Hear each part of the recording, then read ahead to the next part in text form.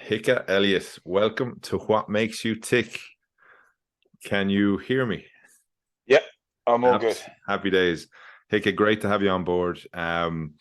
For people who don't know you, I met you 3 years ago, Hika. We were only saying it there. I met you 3 years ago when my cousin Frank was playing with yourself in Nevers, in France. And what you only realized, I think, recently is that you had a massive influence in me setting up this podcast, from our conversations about life, about culture. I think if the sun hadn't had to come up, we'd still be there talking. It was an important moment in my journey, and I think it's fitting to have you on board. So welcome along. Good to have you, pal. Thank you, mate. Very blessed to be a part of this, and yeah, really looking forward to getting into it. Super. So why don't we just do that? Why don't we get into it? I think you're born in New Zealand, right? And if people are watching this on YouTube or wherever, you'll see an unbelievable image in the background there. But I think we'll talk to that in a minute. Obviously, rugby is a massive part of your life, and I think most New Zealanders. But before we get into the rugby, talk to me about what life was like for you growing up in New Zealand. What's your kind of your first memory as a young boy?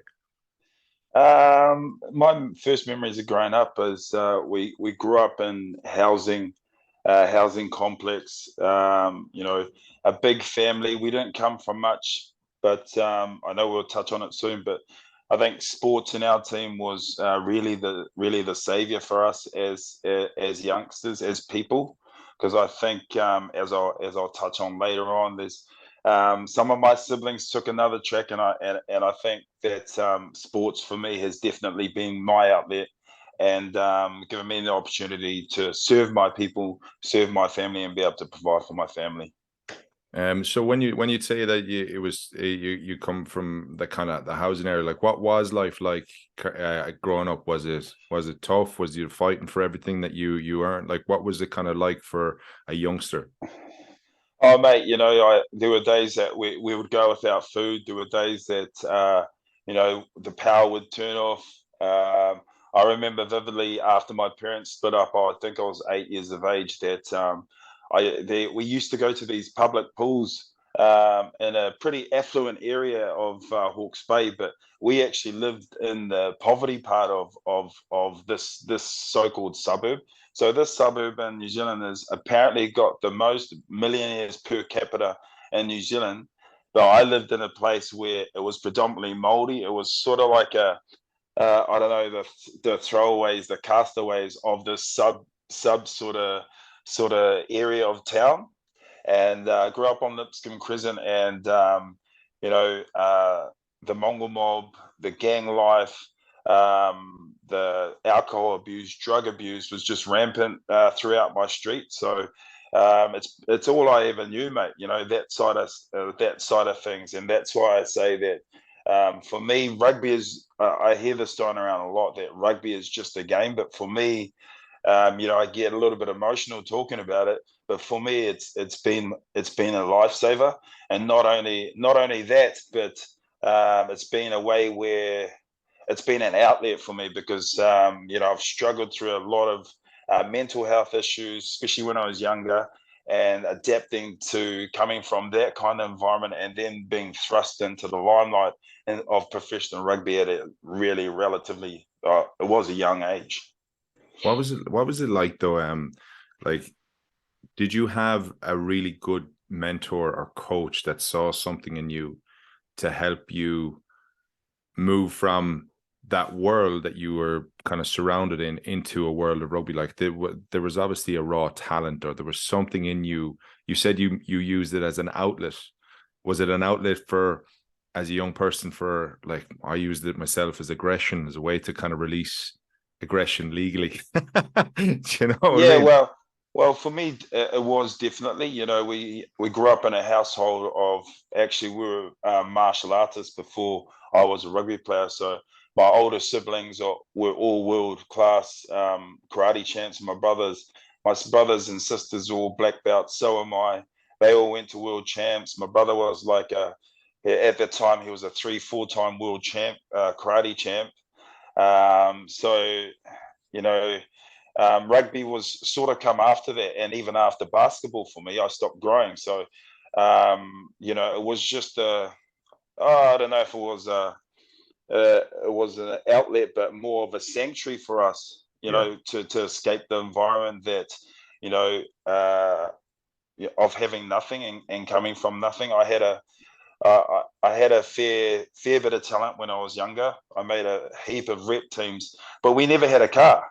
So I used to have to. The coach of any rep team would have to come pick me up, take me to trainings, and give me money so I could go on these trips, and because they really wanted me to go on these trips. So as tough as it was, and to be come from a proud family where we didn't really, we didn't ask for help. We just struggled through, and it was sort of like a cycle that my parents come from as well. So you only know what you know. So Yeah. yeah. Do you find it hard to ask for help now, or has that changed? No, I don't think so, because I've touched on a little bit. There've been times in my life where I have struggled with my mental health, especially early on in my career, and past trauma that I suffered as a youngster growing up. I really didn't have the adequate tools to be able to cope with that. So when I look back on my career, I have a few regrets about not where I am now, but what my career could have been in New Zealand, and especially in the black jersey. Go on, talk to me on that. What regrets would you have on that? Because that's a big statement. Yeah, like for me, with 2008, 2007, 2008 was my first year in the All Blacks. So, and at this time, I was a pretty angry sort of teenager growing up in an environment where our first 15 would, if we're in town, we're partying, we wouldn't have any qualms about, getting into fights with older dudes, and this was on the regular. Yeah. We close friend of mine.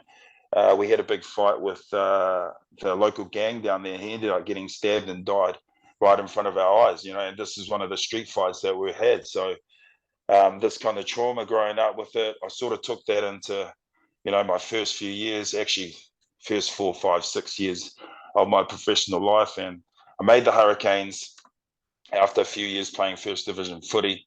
Made the Hurricanes as a 20, 21-year-old. Signed a 4-year contract. By the end of that season, they didn't want me in the team. So by the end of that 2008, I had already made the All Blacks as well. The trip to Munster, we'll talk about that soon. But after that trip, I just wasn't equipped to cope with the shit that I was going through, that had resurfaced from when I was a youngster, and it was alcohol. And if someone looked at me funny, or said something funny to me, or tried to step to me in any way, I didn't have the tools to be able to bring myself down. The first thing I would do was, let's go, let's do this. I wouldn't care where it was, in the middle of the street, in the pub, or anywhere it was. I say this to people now, that I just didn't have an off switch. I went from 0 to 100 really, really quickly. And when I look back now, I think it was a survival thing for me growing up, because I had to be that way. It was either you or me, and that's the way it was where I grew up. And that's how I learned. It was a learned behavior, and I didn't really have any role models in my family, even surrounding family, because I come from a family, close family, wider family of alcohol abuse, drug abuse, gang affiliations. So I didn't really have any positive role models that were stable role models in my life. And I've got a pretty good relationship with my brother at the moment, but he's sort of 10, 11 years older than me. He said one of his regrets was not being the older brother I needed when I was a youngster coming through, because I said to him that, one of my fucking, excuse the language, but You're fine. You can curse away. There's no problem. one of my biggest regrets is that, especially when it comes to my career, is that I wasn't on the straight and narrow from the get-go, because I am now, and I have been for quite a few years. I'm really, really settled, and I understand that it wasn't me as a youngster. It wasn't my fault. It's things that had happened to me that I just didn't have the tools, or I wasn't equipped to deal with the emotions that surfaced every time I would get myself into these situations where normal people would just walk away. Yeah. And so at the end of 2008, the Hurricanes sat me down. They're like, "No, you're out of here," And then I made the All Blacks on the back of that. Got called in, actually, and the first thing that they done, I got off the plane, had dinner, put me straight into a room, mate, with all the senior players, all the coaches. This is me as a buddy, 20, 21-year-old, sat me down in this room and just went to town on me about you're this, you're that, you're in this environment, this is how it is. And I'm like, fuck, man, why did you pick me if this was my thinking at the time? Why did you pick me if you're just gonna bring me into this environment and try and control me like this? And looking back, I know what they were trying to do. Yeah. They saw a talented young footy player who wasn't equipped enough to be able to cope with getting this professional contract, having this money, no financial, sort of processes in place, and didn't really have any role models around me to sort of lend to for advice. So for me, the first few years in that environment was a pretty I wouldn't call it traumatic. It was a daunting sort of process for me, and I felt really out of place.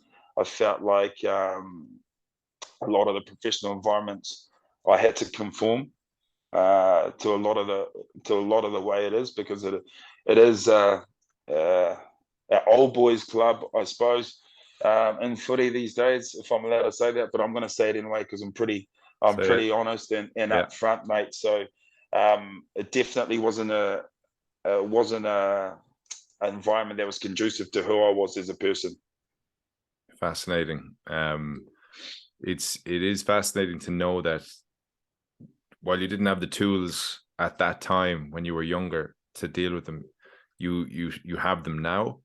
And what I see in you now is a man with like super respect, super amount of discipline, like following you on social media as well. Like you ooze an unbelievable amount of class, and you use your platform now to inspire others, because you've walked that walk and you've been down those dark paths and those dark avenues, and you've been in those areas where it's tough, and you found a way out of it.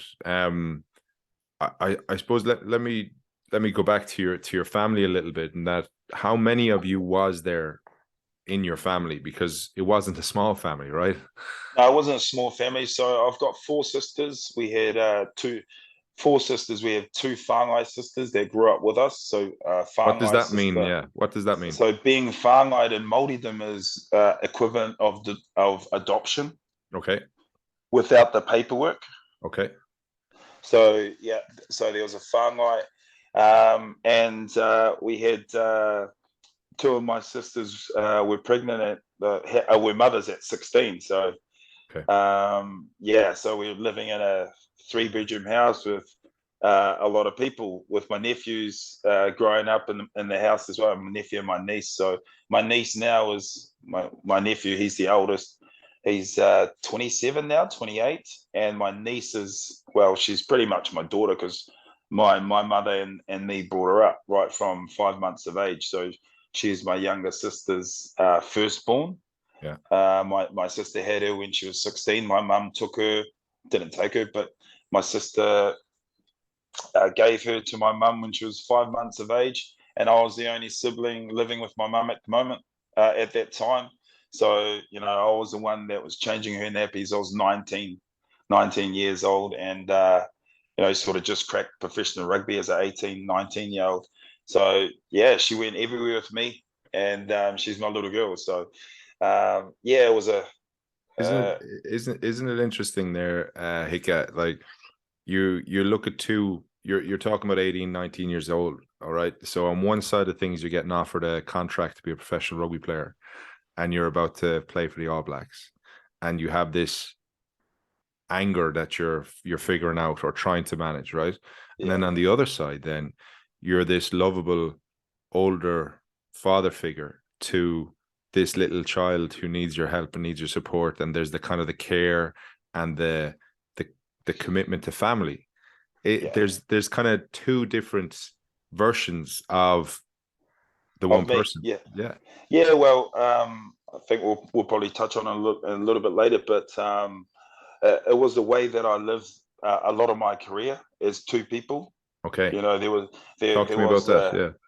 there was the outgoing side of Hika that everybody loved, that everybody thought was positive and always upbeat. But then there was a Hika that was struggling with shit and trauma that occurred when I was a youngster, when I was a kid, that I had no way of dealing with. So alcohol was an outlet for me. It always brought out the best, but it also brought out the worst of me. Yeah. So yeah, there was definitely two sides of Hika. There was two different Hikas that my teammates, my family saw for a very long time, and it wasn't until I left New Zealand that my sisters and my family found out about this trauma that I suffered at the hands of people growing up. So Oh, so how did they find out? you know, I just had enough. I just had enough, and I just blurted it out to my older sisters, and they were like, "What the fuck?" You know. And my sisters and my brothers have been through abuse as well. So not just physical violence, but sexual abuse as well. So I know it's a little bit heavy, but You know, it's it's you important. know, I think it's important to hear the story, man, because that's your story isn't just about what we see on social media or what you do in rugby. Like, I think there's the sum of the parts which form who you are, and that's why I've asked you to come on. You know. yeah, exactly, mate. And you know, I've already touched on it for a long time. I was an angry man, angry young boy, and I didn't understand why, couldn't understand why. Had a few episodes. You know, I played at the Chiefs for 10 years. I had a few bumps in the roads, but you know, nothing like I did at the Hurricanes. It was always been up. I was always able to bring myself back. And I never got to a point where it was a career ending. Like I almost thought it was going to be back in 2008 after I returned from my tour to Ireland and the UK. At the end of that tour, I got in some pretty serious trouble, mate. Did you? So What yeah, happened? yeah. So I went to a awards night. Was up for Multi Sportsman of the Year. Had a few too many beers, and sure enough, that young fella, that angry fella, come out. And it was actually through the grace of a good cop who was the one that was called. He took me back to my hotel room, and I had no recollection of him, mate. I had no recollection of the evening. And then I had to be sat down in front of New Zealand Rugby Union and told this and that, this and that, this is what happened. And I'm like, fuck, I'm done, at Yeah. the age of, 21 years of age, Yeah. so, That's hard to take, um, man. That's hard to take, especially when you don't remember yourself doing it, right? yeah, well, it was, but I was like, fuck, man. And I still didn't have the tools to understand, what I was going through, what my mind was going through, where my head was at. Didn't understand why I would do this stuff under the influence of alcohol, why I would feel this way. So, yeah, I just wasn't equipped, mate. I just wasn't equipped. So that's how my family found out. And then in 2000, before I come over to France, I was meant to play in the tens competition over in Brisbane for the first time, and I was on some medication from a psychologist.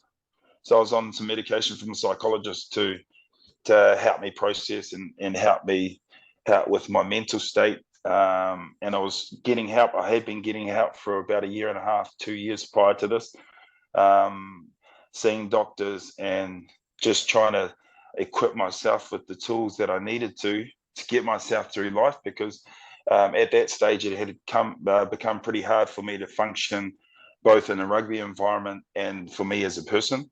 Okay. So at this tournament, I ended up actually overdosing on the pills that the psychologist had prescribed for me. And the thing was that I didn't want to. I say this and I say it truly. I didn't want to kill myself. I just wanted a break from the mental shit that was going through my head. So my teammates found me combing out in the corridor of the hotel. Apparently, I knocked on my manager's door. He thought I was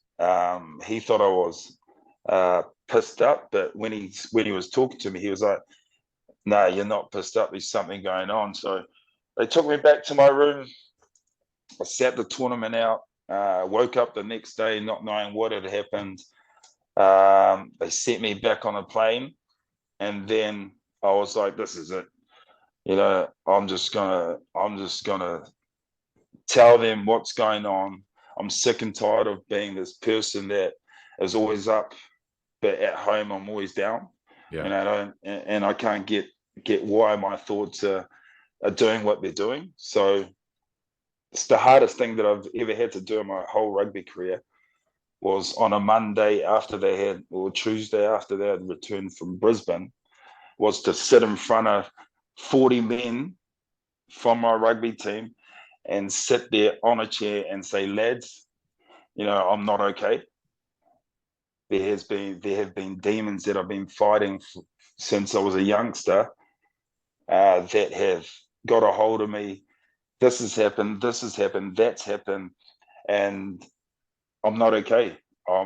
I need help. I just need you guys to know." Because I heard the rumors. I heard them. I heard that the boys. I had a meeting with the coaches prior to it. I told them my story. Um, my history. Sat there with Renz and our manager for probably about 3 hours before going into this meeting. Teary-eyed, emotional, and I just let it all out, mate. Just let it all out. This is what happened. Growing up, and this is what happened. I just haven't been equipped with the tools to be able to be able to deal with this stuff, especially under the influence of anything. So I sat there in front of 30, 40 odd players and just spilled my heart out, mate. And Spilled it all. what was it like in that moment when you were doing that? Can you remember how you were Fuck, feeling? man, I was shit scared. Oh yeah. I was absolutely shitting myself because I thought the boys were going to judge me. I was just thinking all these negative thoughts, but after, I just felt a weight of the world just lifted. I just didn't have to be this person anymore. I didn't have to pretend with people. Um, I could be myself. Amazing. And since that moment, mate, I've been able to have these discussions openly and honestly with a lot of my close friends. A lot of my close friends, friends that I've been friends with for 20 years. So we'll go back a little bit. In Brisbane, when this happened, I had a night. I stayed with one of my best friends growing up, who we got in trouble with a lot growing up. It had been over 20 years of friendship, and I shared with him my story, from a young lad growing up. And he was like, "Fuck, man, why has it come to this that you're telling me now?" And me and him just hugged each other and cried.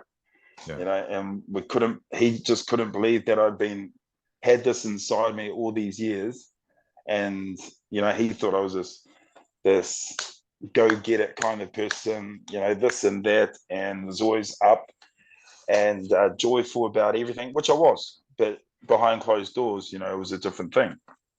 So going back to telling the boys, it was, I just felt a sense of relief after that.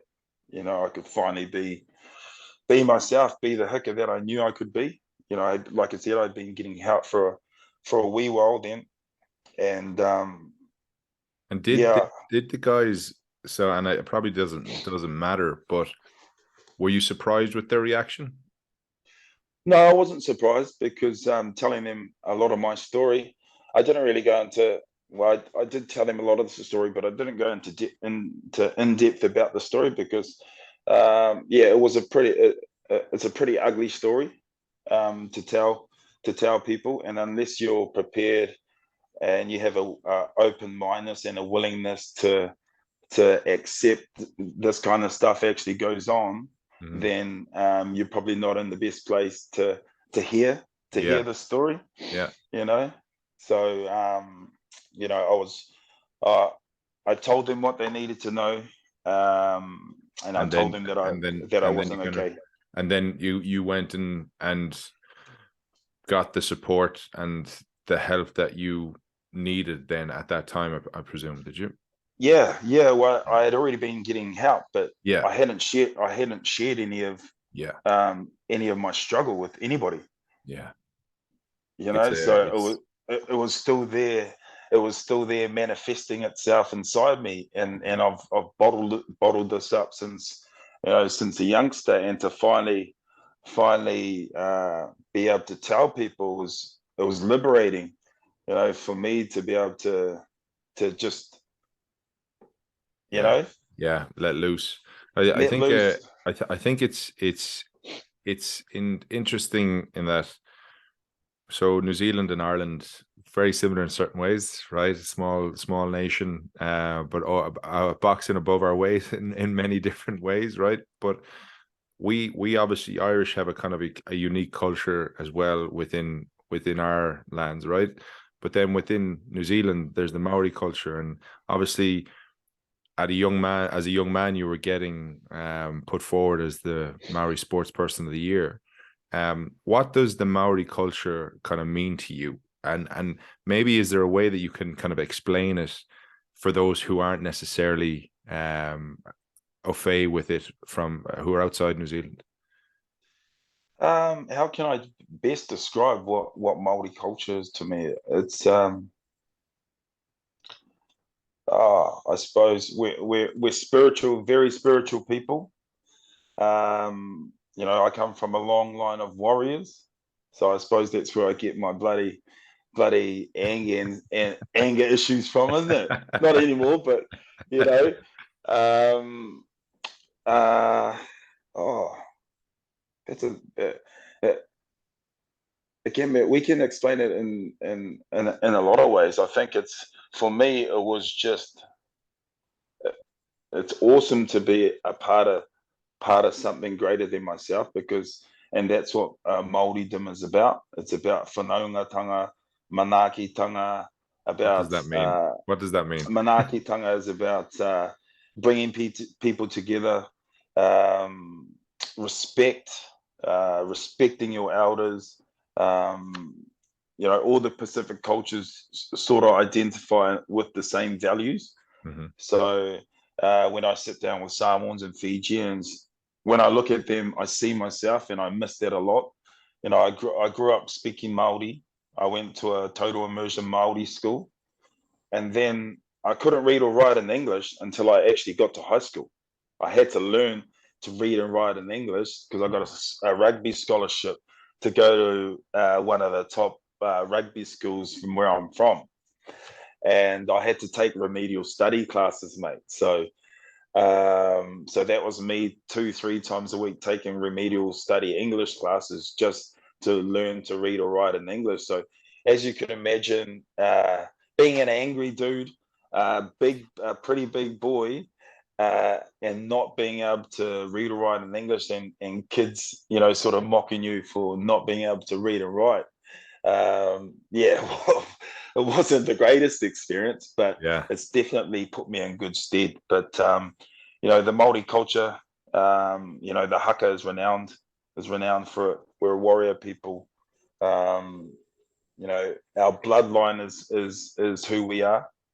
Um, I'm just glad that for the first sort of 15 years of my life that I was really immersed in our Māori culture, because living in the world that I do now, in this rugby world, it's been hard for me to really get back to my roots, to my people, to my marae, to my hope, to my ope, to my people, and because I say in Māoridom, your marae and your people and your rohe is really what grounds you. If you Okay. know where you come, if you know where you come from, it doesn't matter if because blood quantum and Māoridom is not a thing. If you can whakapapa back, if you have genealogy back to a certain part of New Zealand, to land, to your whenua, because your whenua is what grounds you. When you put your feet back on your whenua, you're home, and that's what grounds you to your people. You know, that's when the spirits of your ancestors flow from the ground. They come up, and you breathe them in. Oh wow, my goodness! I'll back you. I'll fight with you. It leads me to you mentioned the haka there, and I think was it against Wales? You were playing with the Chiefs. You led a haka against them. Would I be right in saying that? Yep, Yeah. that's right. And the What Lions as well. and the Lions? Yeah. So Yeah. what was it like? What's it like to lead? Men of that stature into battle against others, and I think there's obviously there's the respect, but there's also the haka is we're you're challenging us and we're challenging you. We're ready to lay down. Yeah. What So talk to me about that when you're going through that moment.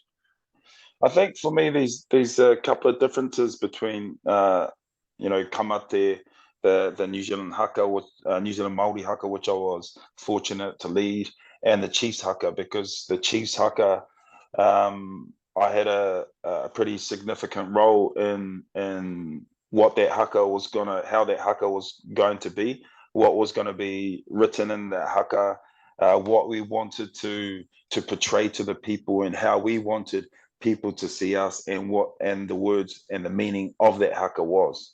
Okay. So the Chiefs haka talks about uh, grounding yourself, and writing your name in the stars. So before we won our 2 championships, this haka was composed by a man called Ora Kihi, who there was a couple of senior players, myself, Liam, and Tanedo Latame had a lot of influence into, like I just said, how this haka was going to be performed. So, and where it was performed. So, Waikato Stadium is an old pa ground. So, it's a war pa. There used to be battles that used to take place on that actual field.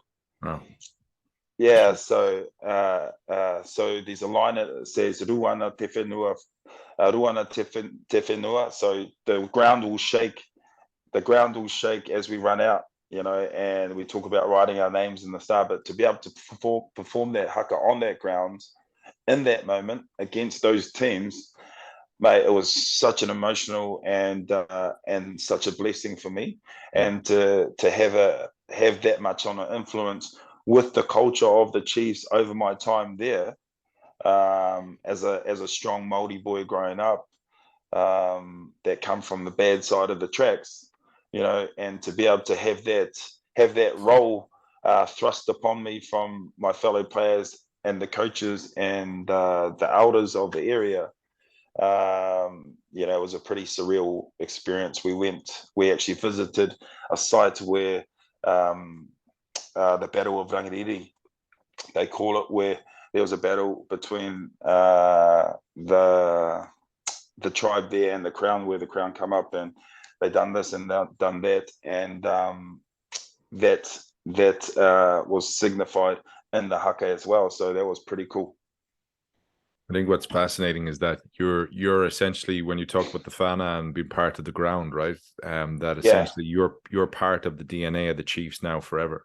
You know, like in that you have created that legacy that your kids are going to see and their family will see, and that when they look back in years to come, that while you may talk about coming from the bad side of the tracks, there's always a reason, and that side of the tracks help mold you to become a massive influential part of that haka, which will live on forever, right? it's funny. It's funny you say that because yeah, you're right. You know, as as many times as I've looked back on my career and you know, had these regrets. I also have had these awesome moments where I've been a part of these awesome environments where, like you've just said, that I've created something or been a part of creating something that's going to go on for years and years and years to come. You know, Um, so there's you know, it makes me really really proud to have been a part of that and yeah, part of that jersey and and fill the jersey in some way that I did.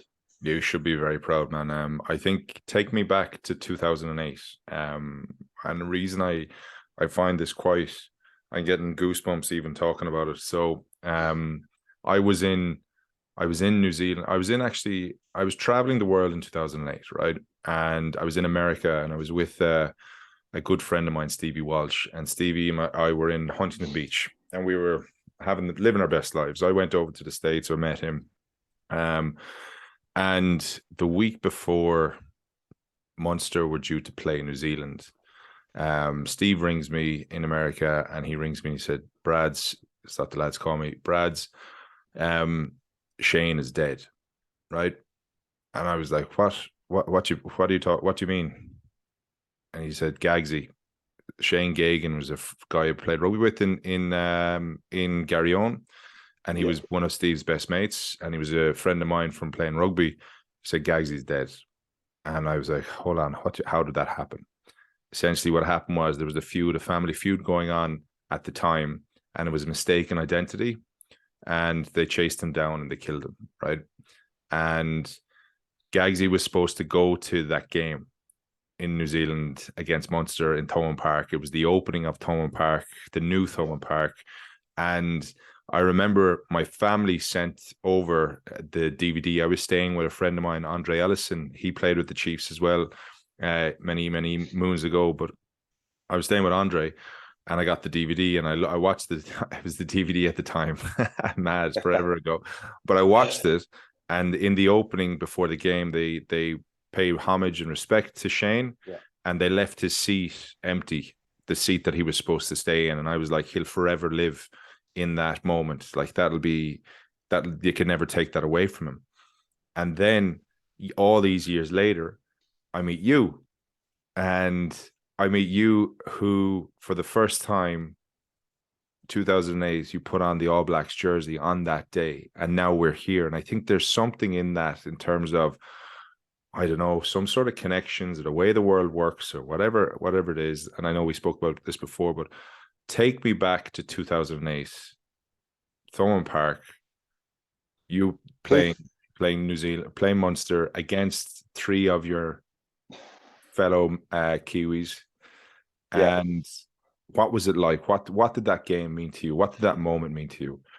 Mate, the build up to the week was huge. You know, it was my first weekend with the All Blacks in Ireland, and we actually went to the play alone in the stands. Alone it stands, yeah.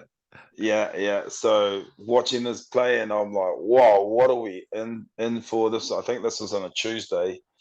I was like, what are we in for? Not knowing what we're in for. And for anybody Um, who hasn't heard about Alone It Stands, it's a play based on Munster beating the All Blacks back in 30 years. 1978. Yeah, So yeah. this is the 30-year anniversary, and we've been hanging on to that ever since.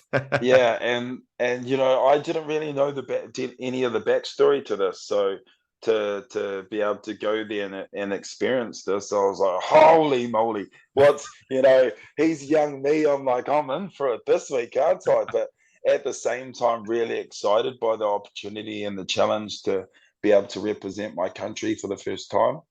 So we done that. We done all of that, and then the start of it was a blur. But standing out there in front of the crazy crowd, and your cousin, he was there.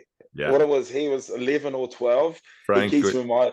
Yeah, He Frank. keep Frank was only a young like he was Yeah, probably 11. Yeah, 11 or 12. yeah. Yeah. He keeps reminding me. He was like, "I was at the game. I was only 11. You old ass." Yeah, and then next thing, 10 years later, he's playing alongside you in the Bear. Yeah, crazy, crazy. But it was just an awesome build up to find out the history of the park, and the history of what the people of that area had gone through, the significance of what that game meant to the people running out. Man, the crowd was electric, and to do the national anthems, mate, that was unreal.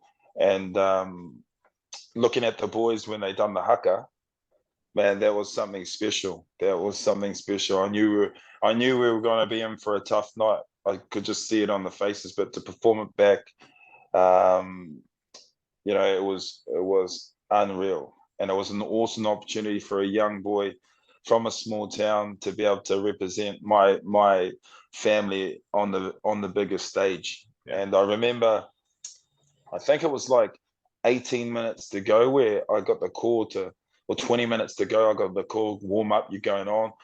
And I'm like, man, we're down by 2 points. We're down by 2 points and they're putting me on. And I remember my first throw was a throw to the back. Uh, and yeah, we played on.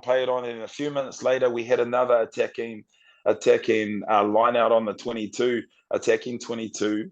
And I was like, please don't call it to the back. Please don't call it to the back. Sure enough, they call it to the back. And I'm like, please get this right. Otherwise, my All Blacks career is going to be done. I'm not going to be a part of this. The team losing to Munster 30 years on the anniversary. My career is going to be done, mate. So I ended up throwing this line out in, and a few phases later, Joe Rokokoko scored in the corner. So it was just such a relief, because Heartbreaking. that game, yeah, that game for us, the Munster boys just gave it to us. Yeah. Absolutely gave it to us. Forced us into errors. I've looked back on the game a couple of times recently, actually, and man, it was an ugly game from us. But people say, "Oh, you guys played so badly," but the Munster boys just put us under so much pressure and had so much desire to beat us, that they forced us into errors that normally these players don't make. So And there was a lot of lads who were playing for Ireland as well, so they weren't released. So it was for a lot of the boys that was their final. It was their moment. yeah, It was their moment in the sun, and that was it. yeah, Never will they get that opportunity again potentially, yeah, and a lot of them didn't. yeah, But it's incredible. It's amazing how we can connect it though, isn't it? Like yeah. how it's all kind of come around full circle. And you mentioned family there. You're growing a family of your own now, and your beautiful lady is expecting. And I think, like, talk to me about your family. Like, what words would you use to describe your family and what they mean to you? Oh, my family is my why. They're my son, my wife, my daughter to come, my daughter back home, my immediate family, but especially my kids and my wife. They're why I still do what I'm doing at almost 37 years of age. I'm turning 37 in a couple of months, but my mind has never been more focused on what I need to do to be able to continue to play, because I love playing footy, mate.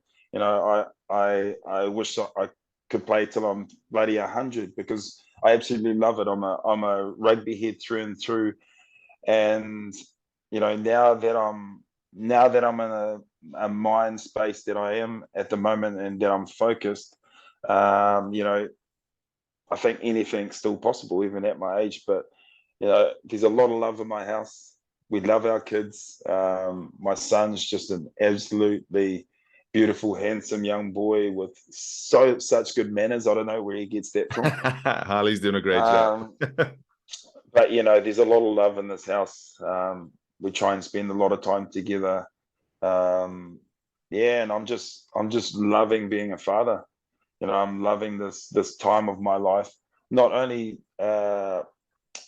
at home, but also in my rugby and what I do to provide for my family. I take pride in being able to fulfill that role for my family, and being of the state of mind and the physical being to be able to do so. So I only just wish that I had this kind of focus and this mentality when I was a young buck. But yeah, Yeah. my family is my why. They're my everything. And I would push mountains and do anything and go to the ends of the earth for my family.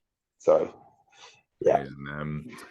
I think it also, like, it's you're able to provide as well, the support and the kind of the maybe the things that potentially were missing when you were young. Your son is going to get, and your daughter and everything are going to get to see how much support you can actually bring them, by being there, being present, and being able to do what it is that you wish to do for them. And I think Hika, like the trials and tribulations that you've gone through has helped form this wonderful human being, and a really, really strong, focused, disciplined person, which I think, as a role model for young boys and girls, even your teammates, I think it's fantastic to see. And I'd love to maybe ask you, if you were speaking to 8-year-old Hika, what advice would you give him, or what would you say to him?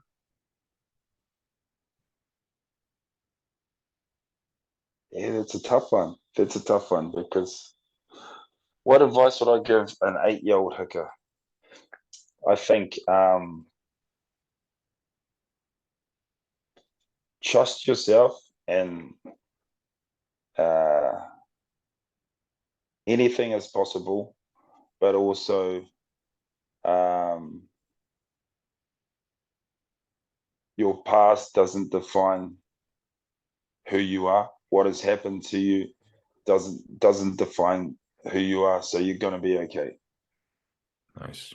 Yeah. I think, and there's a lot of kids, I'm sure, who are growing up in similar situations in New Zealand at the moment, and I'm sure that they'll take homage. Whoever listens to this will take kind of solace in the fact that they can use you as a role model and somebody to look up to. And I think it's absolutely been a huge privilege chatting to you. And my final question to you, Hika, is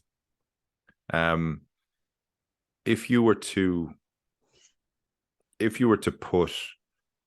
passing by a billboard, right, and there was a headline that you wanted to put up there for people to know who you are and what you're about, what would it say? Right. Yeah. You put me on the what would it say? Or Don't believe. how would you like people to be? How would you like people to think of you Yeah, when you're gone? that's probably easier put there, mate. Um, I'd like to think of me as I'd like people to think that I'm honest. Um, I'm caring, and I'm loyal to the people who are loyal to me. Super, super. Finally, tell me, what does that picture mean to you behind you? So there's for people who mightn't see this, there's an unbelievable picture of the All Blacks, and I can't make out who's who, but what does that picture represent? Mate, that represents who I am. That's me. That's my people. Um, that represents everything that I've put into this career. It's almost been 20 years. you know, and that was the pinnacle. And you know, when everything is set and done, you know, I'm going to be able to look at them and be like, you know, I was a part of that. You know, that's me. You know, my son's got something to aspire to, because I want him to aspire to be great, and to be greater than he could ever imagine. So you know, that's just the timely reminder of, you know, when I wake up and I may be having a shit day, and having those thoughts, those self-doubt thoughts, that, you know, this is what I'm capable of when you put your mind to it. So I think that's interesting you say that you do have those days still. So you do have yeah, those challenges still. And while not every day is perfect, and I don't think any day is perfect, but there's a big difference between positivity and optimism. Optimism exactly. is knowing that there's light at the end of the tunnel, That's and right. it's real and it's realistic, and you know, listen, this too shall pass. Whereas positivity isn't real. It's okay to be positive at a moment, but you can't maintain that positivity for every challenge in life. So Exactly. optimism is knowing that we'll get through this, you know. And it is good that you say that you still have those challenges, but you now have the tools and the wherewithal to figure it out, which is fantastic. Exactly, mate. Exactly. We've All come a right, well, long way. Well, listen, Kamir, thank you so much for joining me, pal. It's been really eye-opening. I think a lot of people will get something out of this. I surely got tons out of it. I think, yeah, I'm sorry it's been so long since we spoke, but you're never too far from thoughts. And oh, actually, we never spoke about music. So what people don't realize is that Hika is an unbelievable singer. And I don't know if we'll get a bar out of you now, but there's an incredible video on Hika's social media, which is of him um sharing a tune. I don't know who's with you in that, maybe one of your best buds or something, but Maybe. yeah, but sharing a tune and a kind of like a reflection of your career to date. I'll post it in the show notes, Hika. But yeah, music is a big part of your life too, right? And music brings so much joy and happiness to people's lives, mate. I'll tell you that. Happy days. All right. Well, listen, on that note, Hika Elliot, thank you for joining me, pal. And until next time. Thank you for having me. Thank you for having me. It's been an awesome opportunity to be able to share some insight into my life, and thank you for giving me the platform to be able to share with people that may be struggling through things, that you know, there is light at the end of the tunnel, and you know, you're loved. Peace.